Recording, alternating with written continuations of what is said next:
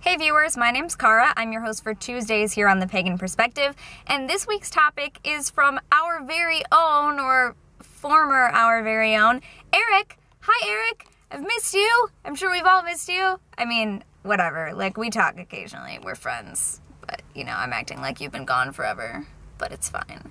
Welcome back to the channel in the form of asking a question. This is awesome. So Eric's topic this week was to talk about ways that we personally deal with getting rid of negative energies and pesky piskies and the like. So I'm going to start by saying I don't think I've ever dealt with any pesky piskies, so there's that.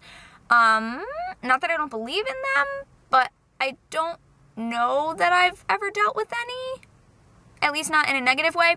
So on that front, I treat piskies and pixies and other sorts of little boggarts and things like that, I just treat them with respect. I don't know. We recently did videos on the Fae. I had Danny sub for me that week, but I actually just uploaded my version of it to my personal channel, so that will be up at the same time that you get to see this tonight.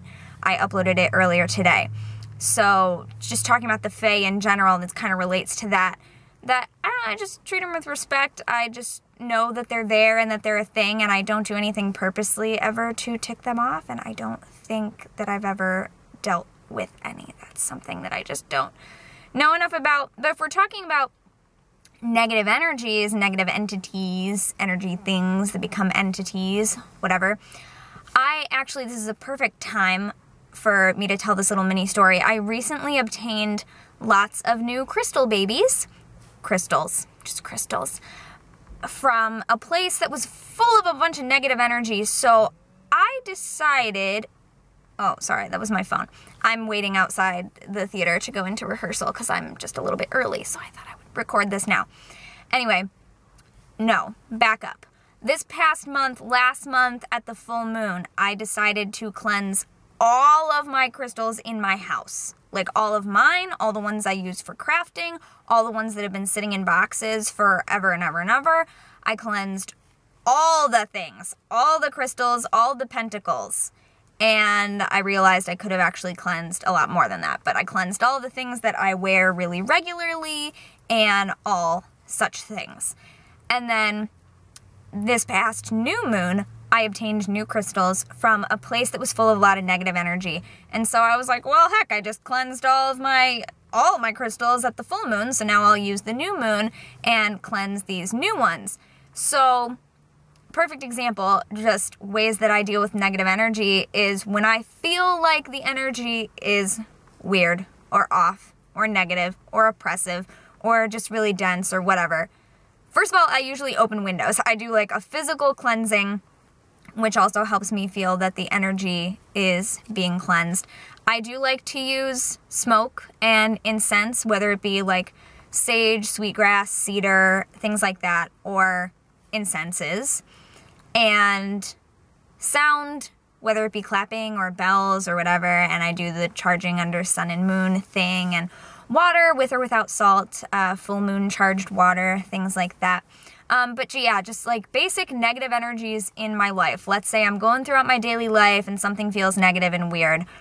Probably the first thing I'm going to do, besides a breathing exercise and visualization to get rid of that negative energy and grounding, would be like the first physical tool that I would reach for would be a smoky quartz. I carry a small smoky quartz with me in my bag at all times, and I have several at home. It's my go-to for getting rid of negative energies. So it's probably the first outside tool that I would reach for, in addition to, or in a different situation from opening up the windows. So that's probably the biggest thing that I do personally.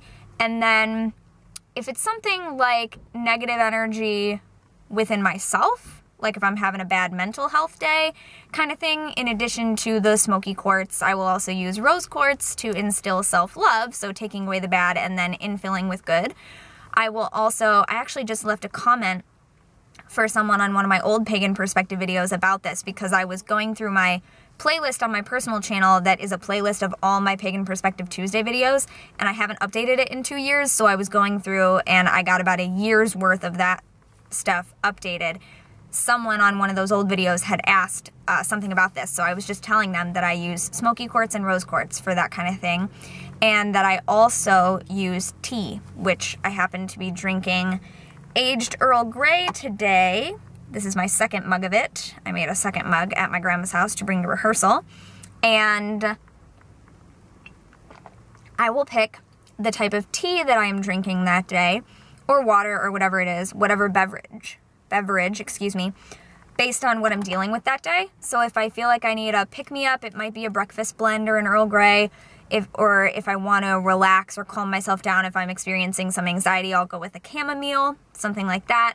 I'll use mint for stimulation, stuff like that. So I do herbal magic and crystal magic mostly, and just like physical cleansing, and I like smoke cleansing, and I like sound cleansing, and yeah. Well, it's probably been about time that I have to head in for rehearsal. Yes, it is exactly time that I have to head in. And I'm not sure if that really answered the question that you were thinking of, Eric, but that's what I think of when I think of cleansing negative energies in my life and in my practice. And as far as the piskies go, I hope I haven't pissed them off yet, and that I never do. So there's that. Thank you all for watching. I will see you next time, and until then, don't forget to be awesome, blessed be, and goodbye.